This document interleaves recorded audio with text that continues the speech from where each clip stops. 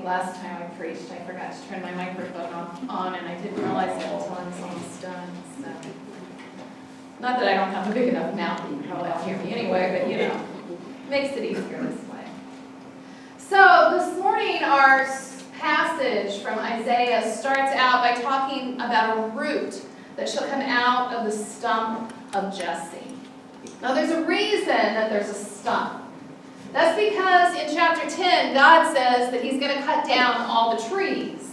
Chapter 10 starts out as a condemnation of Israel in the way that they have been behaving. Verses 1 and 2 say this: "Ah, you who make iniquitous decrees, who write oppressive statutes, to turn aside the needy from justice, and to rob the poor of my people of their right, that widows may be your spoil, and that you may make the orphans your prey." God goes on to say that they're going to be punished by Assyria, that Assyria will be their punishment. In fact, Isaiah says God calls Assyria the rod of God's anger and the club of God's fury. Now, the passage goes on to say that Assyria will also in turn be destroyed, but not until Israel has been disciplined. And that discipline will include destruction, basically a felling of the trees. That's the metaphor that Isaiah uses at the end of the chapter. He says, "Look, the sovereign, the Lord of hosts, will lock the bows with terrifying power. The tallest trees will be cut down, and the lofty will be brought low. He will hack down the thickets of the forest with an axe, and Lebanon with its majestic trees will fall."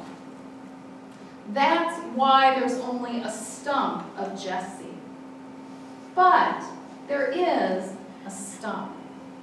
And chapter 11 begins with this beautiful promise of hope after the devastation, of light after the darkness. A stump presumed dead is bursting, and possibly with new life. Isaiah says that there will be a new ruler, unlike the old, one on whom the Spirit of God rests, one infused with God's own understanding, with God's counsel and might, one who embodies and brings about justice, divine justice, not making decisions hastily or based on hearsay, but making decisions based on what is just for those who are suffering the most. Isaiah says that there will be a community of justice and righteousness for the poor and humble, that the poor and meek will be lifted up, that there will be no room for evil and oppression. Isaiah goes on to say that even creation will be redeemed. He describes a realm that harkens back to Eden in Genesis. In Genesis 1:30, we read, "And to every beast of the earth, and to every bird of the air, and to everything that creeps on the earth, everything that has the breath of life, I have given every green plant for food." And it was so. In Eden and in Isaiah's picture of this new kingdom, there is no killing even in nature. This new place is a place of safety for children, a place where children are not only safe, but where their leadership is valued. But the Israelite people are in a time of waiting, a time of Advent, awaiting the coming of a new ruler, a new world order. And they have to go through a time of darkness first. The church is also in the season of Advent.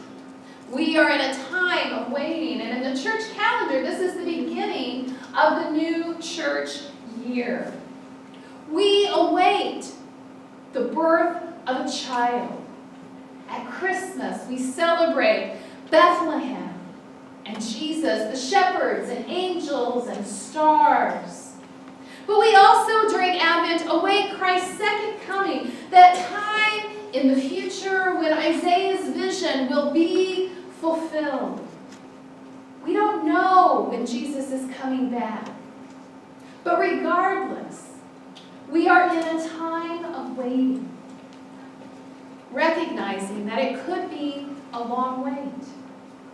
But not only do we celebrate and await the birth of a baby in Bethlehem and the second coming of Christ, but we also await Christ's daily coming into our lives.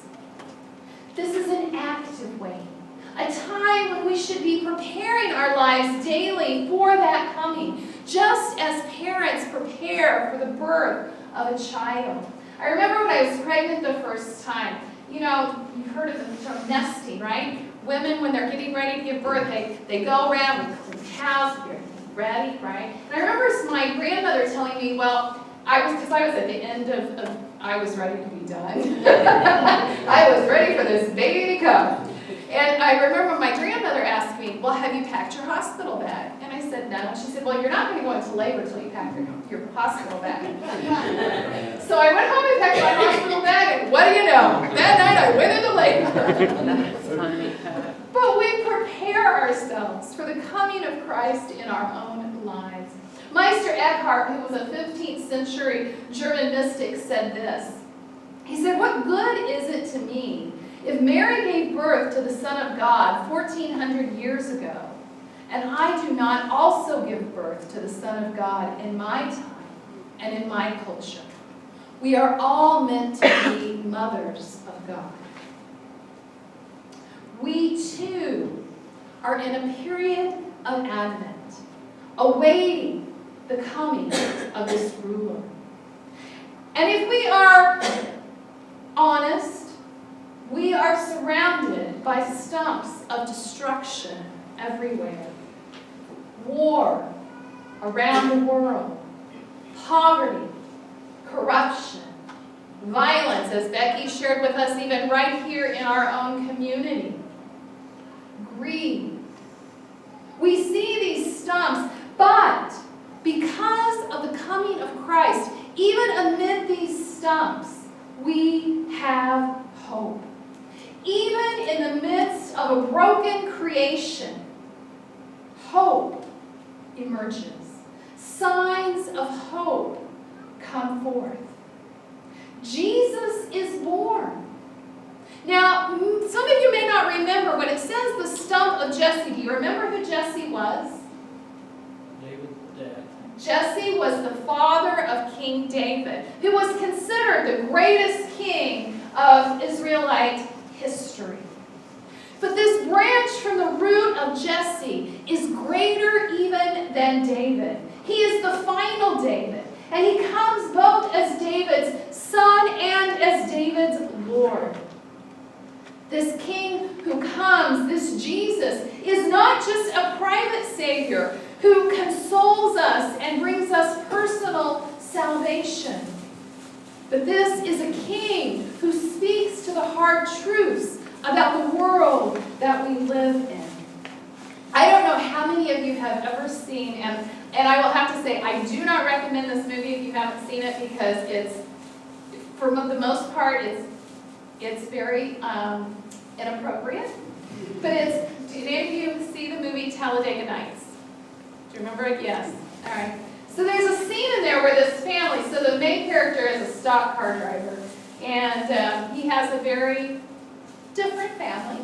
And they're gathered around the table for Thanksgiving dinner.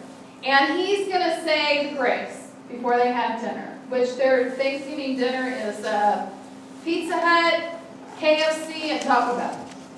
It's spread all over the table. So, and he starts to say this prayer, and the whole prayer he's praying to sweet little baby Jesus, 8-pound, 4-ounce baby Jesus, wrapped in his little swaddling clothes. Finally, his wife and then his father-in-law interrupt him and say, wait a minute.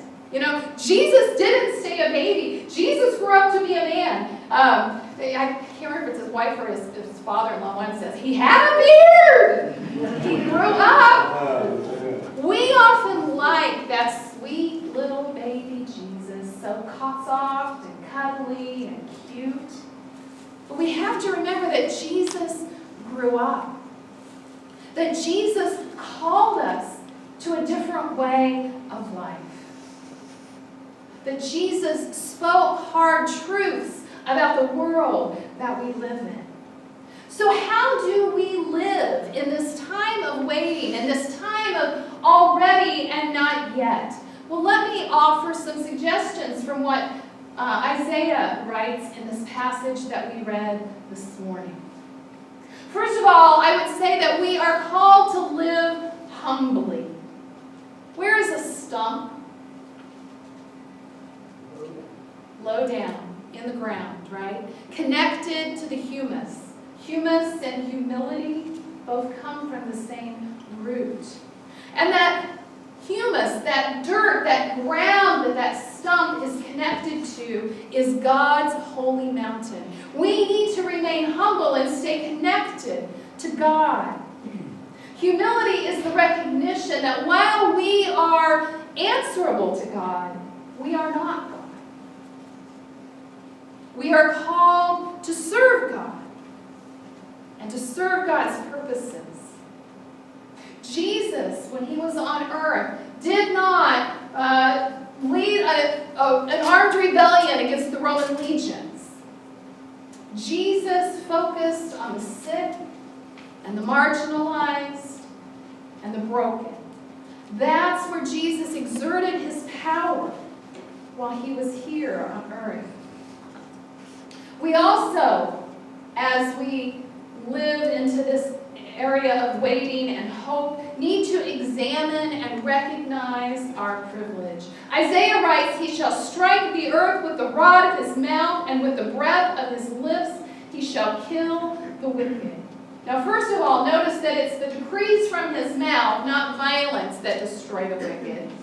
But often, decrees to those in power make them feel as if they have been struck. For those in power, equity or equality can feel and look like deprivation. And to be honest, most of us in this room have one area of privilege or another. What is our privilege that we enjoy that might rob others of their place in God's kingdom? I am a 55-year-old white woman who lives in a first world country and has a middle-class income. That gives me certain privileges over other people who don't have those same characteristics. Now, as a woman, I have to take one step back, but I have a lot of other places where I can take a step forward, right? So we need to look at our lives, and we need to look at those ways that we can intentionally give up some of our privilege to those who don't have it, that we can share power with those who are oppressed. Do we really want the poor to have enough to eat? The homeless to have a safe place to be? The lonely to have a safe place to find relationship? And what are we willing to give up or suffer in order for that to happen? Next, Isaiah writes, "And a little child shall lead them." We need to listen to our children. In our culture, children don't have a lot of power. But children do have a lot of imagination. Children do have a strong sense of right and wrong. Children don't yet recognize the limits on what is possible and what is not possible.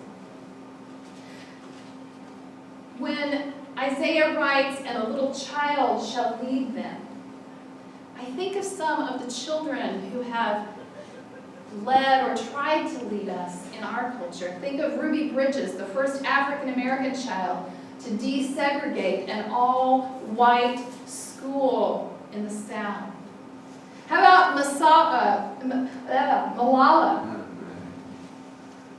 who was if you remember, a Pakistani young woman who, when she was 15, was shot by the Taliban for going to school. And now she works to make sure that girls in cultures where they are not valued have the right to an education and to go to school. What about Greta Thunberg? I'm sorry, my tongue is not working. Thunberg, the 16-year-old Swedish activist who's speaking out about climate change and the impact that we're having on generations to come. What about Emma Gonzalez, the survivor of the shooting at Stoneman Douglas High School and an advocate for gun control in the United States? These are voices of our children who are leading. Will we listen? Can we accept the counsel of children at a time in the center of the chaos? Can we see the suffering of the children around us and act for their protection? Children in our own community, living in poverty and hopelessness and facing violence. This summer, on a weekly basis, there was a young person, mainly young people of color, shot in our city. What about immigrant children torn from their parents and held in captivity? What about school children lying dead in school buildings and on neighborhood streets? What about children pulled from the wreckage of bombed buildings in war areas? What about toddlers washed ashore after drowning, trying to escape suffering where they come from? Can we act for the future of the children? Those that Isaiah says will lead in this new place. We need to look for signs of transformation, signs of hope sprouting up like shoots from the stump of Jesse. We need to find and nurture these twigs of promise. We need to talk about them. We need to join in with them and give God thanks and praise every time we see a sign of healing, over every signal of hope and every gesture of peace. The picture above, do you know what that is? It's junior chefs. It's a sign of hope, right? Teaching children how to be healthy and be able to care for their families. It doesn't have to be, we have a woman holding a refugee child and somebody saving somebody else from a flood, and sometimes we think that those big things are all that matters, but sometimes it's just entering the life of a child in your community and making a difference in their life. What if Christians united to move this vision forward? What if we came together with those that we don't see as our natural partners? Isaiah talks about a leopard and a kid, a wolf and a lamb, a lion and a calf lying together, being together in this new creation. What if we were willing to work more closely with the Southern Baptists, the Conservative Baptists? What if we were willing to work with the Presbyterians and the Methodists and the Episcopalians and the Catholics? What if we were willing to work with the Hindus and the Buddhists and the Muslims? What if we were willing to work with the agnostics and the atheists who want to build a better world? Who do we need to partner with? Who do we need to unite with to move this image of hope and peace forward? We also need to truly believe God's promises of hope. Even in the midst of the stumps of destruction that surround us, can we really believe in God's eternal realities? Do we trust God's promises of a new world and a new way? Do we really believe that Jesus has initiated the reign of God? Do we really believe that God can reconcile irreconcilable relationships. And that God can forgive unforgivable sinners transformed by grace. As Christians, we ought to be able to say yes to those questions, because our hope is not in us, but it is in Jesus. It is in the King that Isaiah declares. Our hope is in Christ and what Christ did. May we live in a way